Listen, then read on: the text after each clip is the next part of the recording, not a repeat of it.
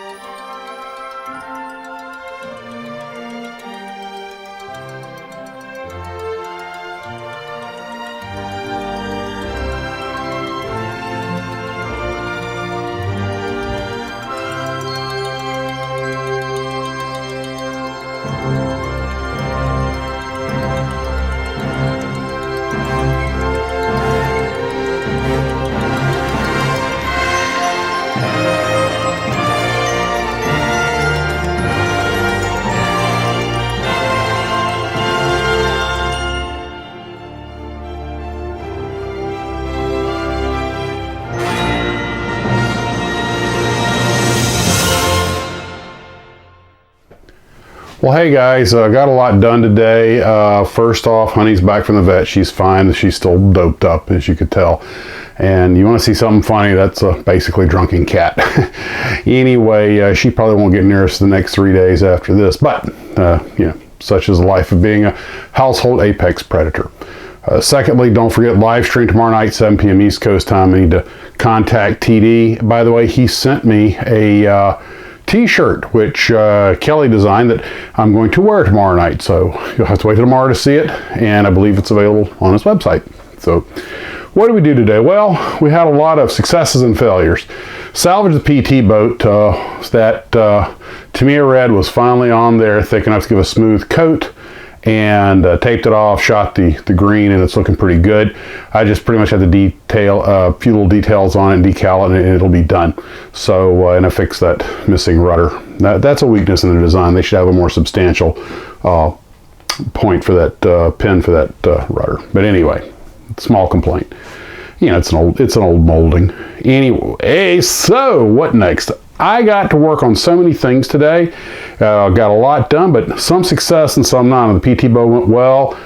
Same thing with the pibber, the hull on it, got it started, and I should have done the hull first on the PT boat because it went a lot easier on the pibber.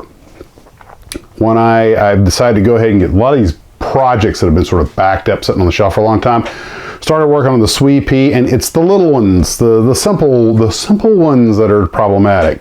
The only paint I had was some old testers, and I shook it until it was good and it was spraying all right, but it just came out in such a way that it took so long to harden because it was an enamel that it had plenty of time to seep under the tape, even though I thought I had it taped off pretty well.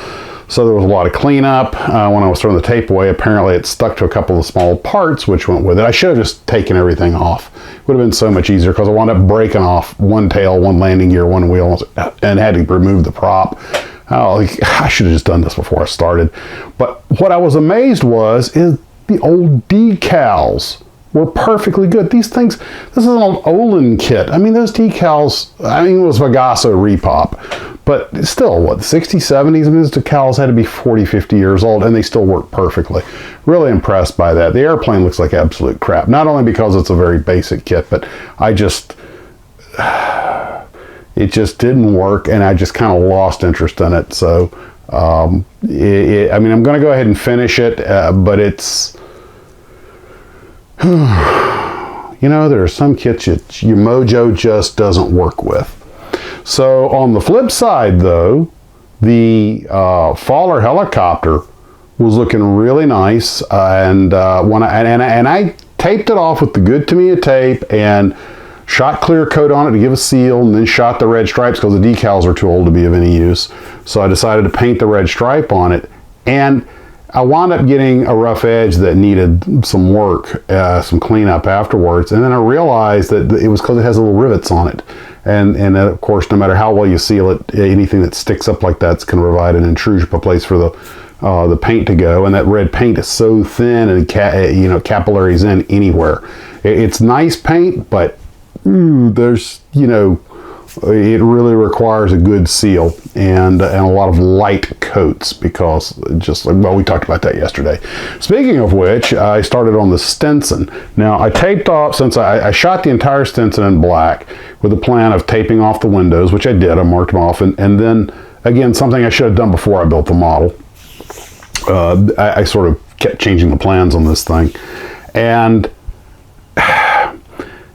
when I hit it with the yellow, which is the Tamiya color, it's a lacquer, I thought, you know what, I hit it with Tamiya black, this should not be a problem, right? But again, it left a very slick surface, and the paint just sort of, it's not that I had a problem going on, but it just sort of pooled. And I was putting on light coats, and I gave them the harden, shot it again, and it started to come together, but these little pinholes where the paint just sort of separated, like, and I'm shaking this paint very well, and it's not humid today. In fact, it was perfect temperature and everything for spray painting. And my guess is that the semi-gloss black that I used was just a very smooth surface, and the paint didn't have much to adhere to. I know some folks say you should give it a shot of clear coat, and some people say no, that's for decals, that you should put a dull coat to give something to grab. There's a lot of debates on the best way to do it.